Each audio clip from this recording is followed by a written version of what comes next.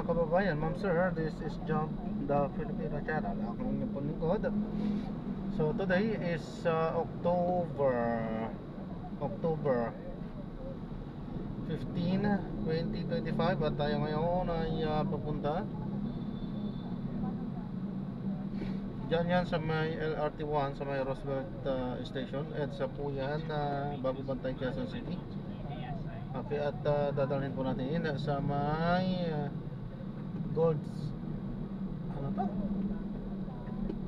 Key Mansions,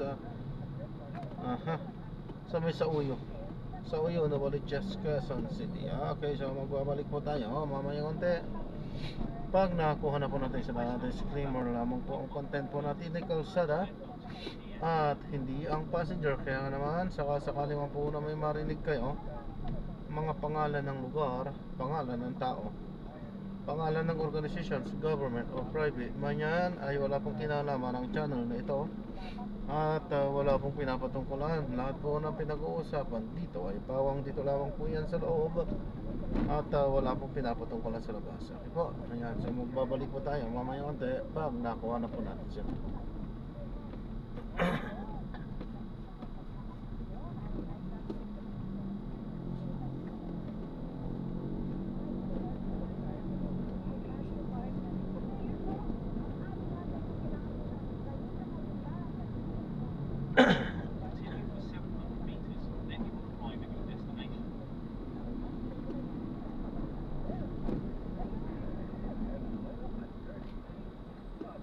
Yan, manatiling naka-play yan at tayo, habang tayo ay papunta doon sa ating pick-up area, makinig tayo ng mga nagbabagang balita at mga talakayan.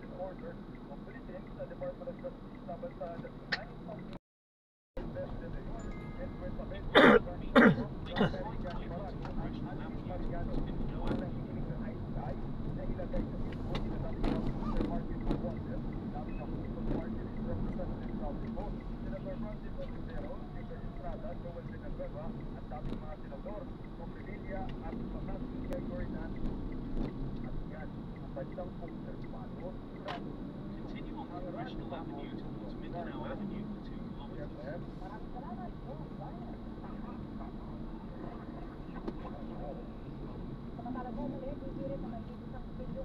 Continue straight at this traffic light. Hindi.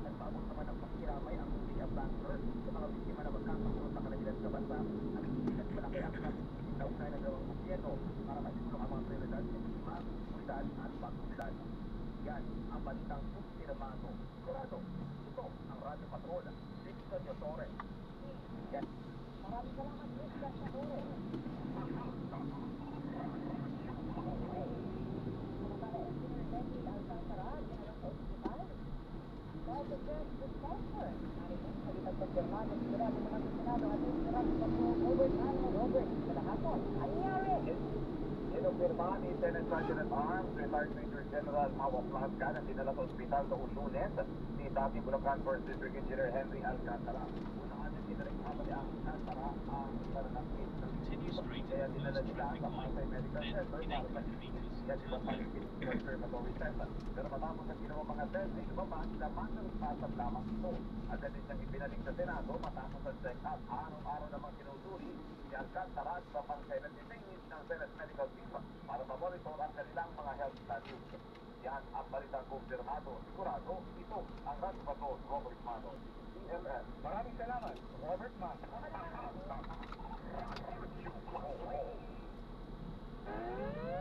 May nangyari, nakareport agad sa Daily CNN.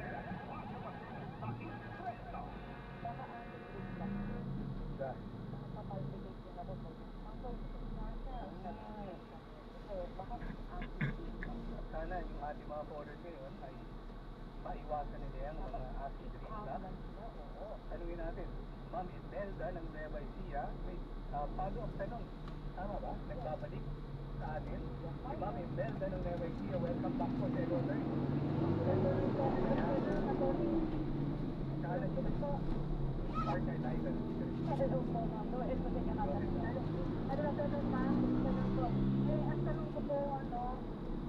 Ito po kasi tayo ang bahay ko, mana namin sa yanan ko. Okay. Dito po sa harapan ng lupa ng yanan ko na ito, meron pong nakatayo na 5 bahay na puro magkakapatid ko. Ngayon, ito pong party ko, sabi po ng bayaw ko, babayaran ko daw po. 400 meters, then turn left onto Mindanao Avenue. Pag po magbibigyan tayo ng ang mga anak, kailangan po bang bayaran? Ano po kayang, kasi sabi nyo, yung lupa na yan, mana ninyo, o bahagi ng mana ninyo. So hindi ko alam, In hindi 200 ko po meters, maintindihan turn bakit left onto Mindanao saan daw Avenue. po kayo bayan. Ano po, sabi po ng ating bayaw, nasasakupan daw po ng mana niya na isang hektare ang bahay ko. Kaya po pinababayaran niya. Yung titulo po, hawak na nila. Yung pong titulo na yung pangalan po po ng aking biyanan. Okay, pero akala ko po, meron din kayong share. Bakit yung pagtatayuan nyo po, hindi dun sa lugar na nakuha ninyo bilang share, wala dun sa inyong biyanan? Ay, opo, meron pong kaparte doon sa sinasaka po. Pero So parang lumampas. wala po kami doon, nandito po kami sa kabila, gano'n, dito sa harapan. Oo. At yan yung nasa harapan, yan yung talagang share ninyo dun sa mana. Ah, Tama po ba? Tama po ba? Yun ba? Tinatanong ko po. Bali po, naging ano po naging naparti-parti na po buong sinasaka, pero nandito po kami na magkakapatid sa Silintera para, tinayuan po namin. Nakatayo na po yung magkakapatid. Okay, linawin ko po ulit mga Imelda kasi hindi ko po maintindihan yung sinasabi ninyo. Sabi ninyo, itong kabuoang lupa ay hinati-hati na sa mga magkakapatid ng inyong asawa. Kasi biyanan niyo po ang nagpamana. Okay. Doon sa kung saan kayo nakatayo, hindi po dyan magtatayo yung anak ninyo. Tama po ba? Ay, ano po, yung mister ko po, ang ano, Kasi sabi nyo kanina, ang pinagbabayad ng kapatid ng mister nyo, yung pagpapatayo ng bahay ng inyong anak. Yun po ba? Tama po ba yung hindi po, kapatid? hindi po, ganito po, pinagbabayad nung isa niyang kapatid, yung mister ko, Ah, dahil kanya raw po ito. pero akala ko po, meron na kayong sarili-sariling parte. So bakit kayo pagbabayarin o sa pagtatayo, kasi malinaw po Ma'am Imelda, kung magtatayo po kayo doon sa parte ninyo, wala po kayo dapat bayaran.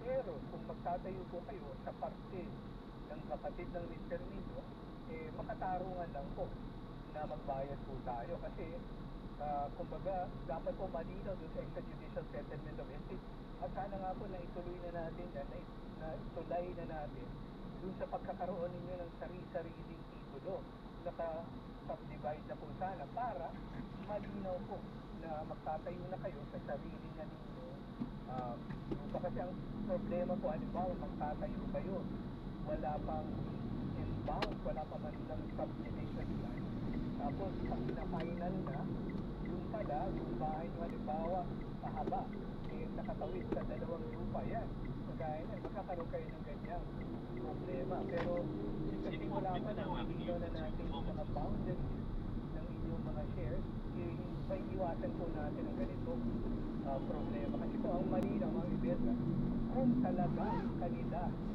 or kumain yung ipapatay ninyo sa lupa nila kailangan po natin magbayad at kung hindi naman hindi natin kailangan magbayad Nanay Imelda Ano, hindi, sinasabi lang po ng manager, pero wala pa po siya titulo dito.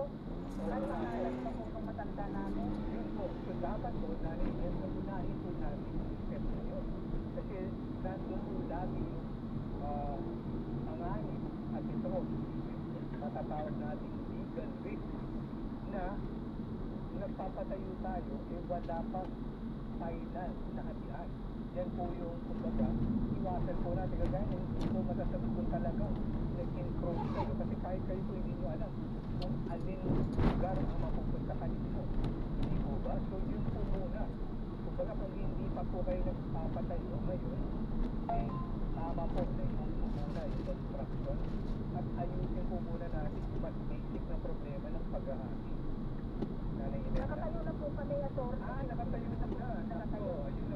Yun ang problema. Kasi kung magpapatayo pa lang, makakaiwas pa. Pero kung halimbawa nakapatayo na, ngayon po, ayusin po natin yung hahati ng lupa. Kasi kung tutusin, kung papayag yung kapatid, kumain siya ng lupa kung saan hindi pa kayo nakapagpatayo para ma-compensate or maibigay yung equivalent area na sana ay kumbaga sa inyo, pero ibibigay, pauubayan nyo na sa kanya bilang bayan ng area na nasakupan ninyo by mistake. Patay na po siya, Ator. Okay lang po. Asawa na lang po mga anak. So yung po mga anak at asawa ay pwede po makipagkasundo sa inyo na ganun ang gawin sa final na hatian po. Kung hindi po siya legal na asawa, yun lang pong mga anak. Yun. Kung hindi po pinakasalan, tama po yun. Okay po, Nanay Imelda, may katanungan pa po ba kayo? Ay, yun lang po. Maraming salamat po, Ator. Salamat din po. Tawag po kayo ulit. Opo, salamat po. Opo, wala sa may radio. Paano kami naman tayo ngayon sa Manila? Kaya? Kung tatanungan niyo sa Bispa, Opo. doon tayo sa radio. Ito na. Salamat po. Maganda na. Magandang hapon po. Attorney and Liza. Go ahead po. Meron po kasi akong manugang. Tatlo silang magkakapatid. Siya ang bunso. Okay. Ay, buhay pa yung ama. Verbally, sinabi na doon sa mga anak, meeting sila na yung settle out and lot yung sa bunso. Okay. Namatay na po yung ama last month.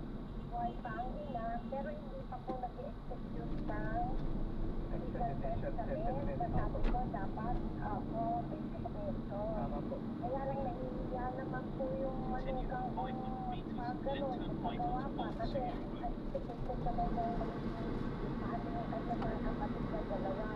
Pero ang sa akin lang, ipapunta pa. Okay. Sabihin mo na siya.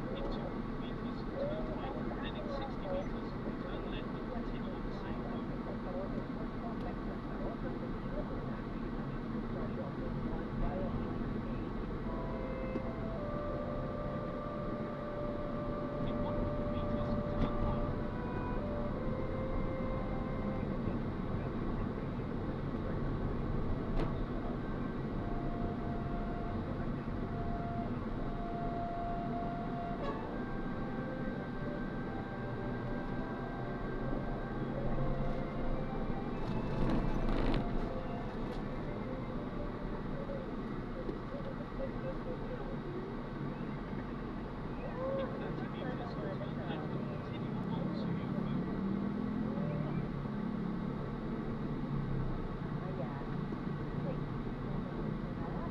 In 90 meters, turn right.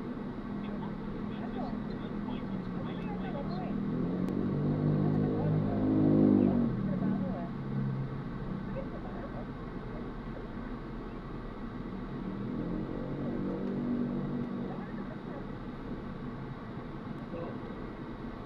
right,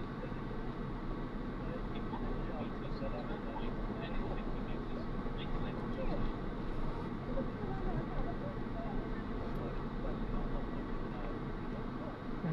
Saan siya kaya to?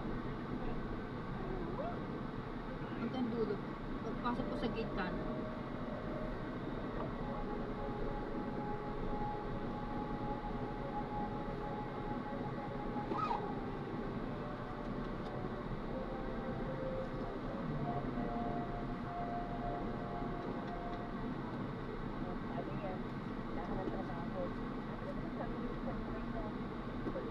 40 meters, turn right.